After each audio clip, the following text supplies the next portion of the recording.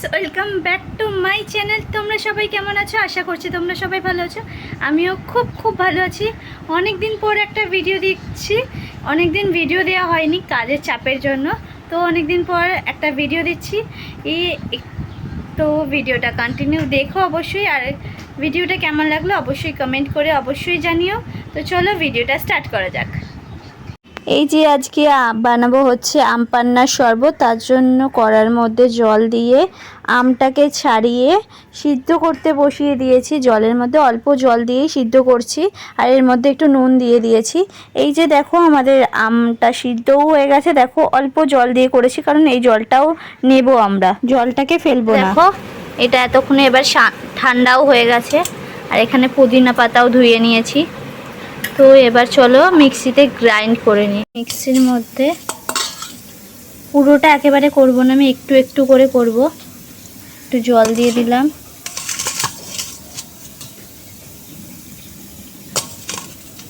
কটা আম দিয়ে দিলাম,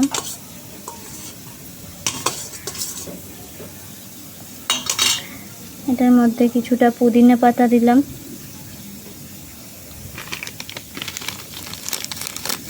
বিট লবণও দিলাম,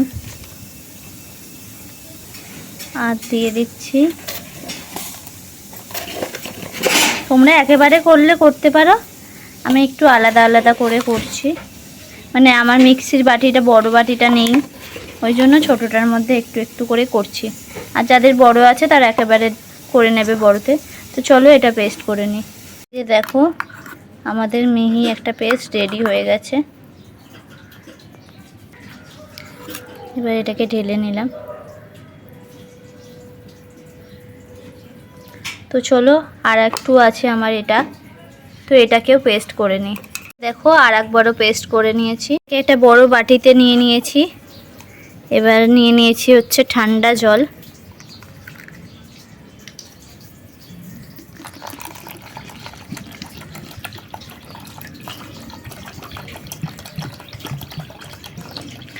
এইভাবে ঠান্ডা জল দিয়ে মানে আমটা পান্না করেও অনেকে রেখে দিতে পারো, অনেকে, আমি একেবারেই বানিয়ে নিচ্ছি। অনেকে আবার ওইভাবেই রেখে মানে 2 চামচ করে যখন খাবে 2 চামচ করে বানিয়ে নিতে পারো।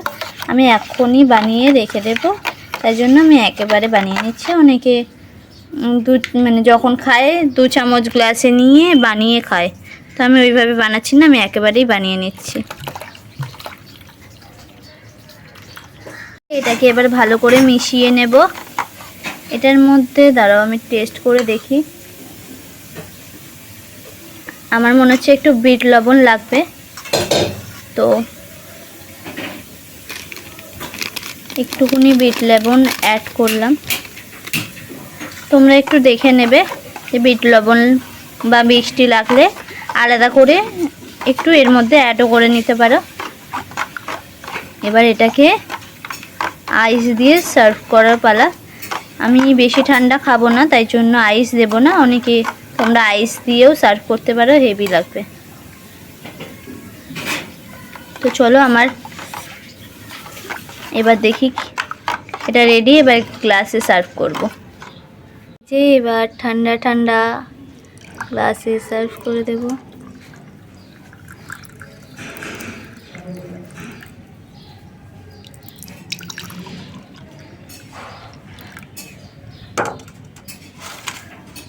আর এর উপর থেকে দিয়ে দিলাম পুদিনা পাতা। রেডি আমাদের ঠান্ডাই আম পান্নার শরবত। যে আমি শরবত নিয়ে বসে গেছি।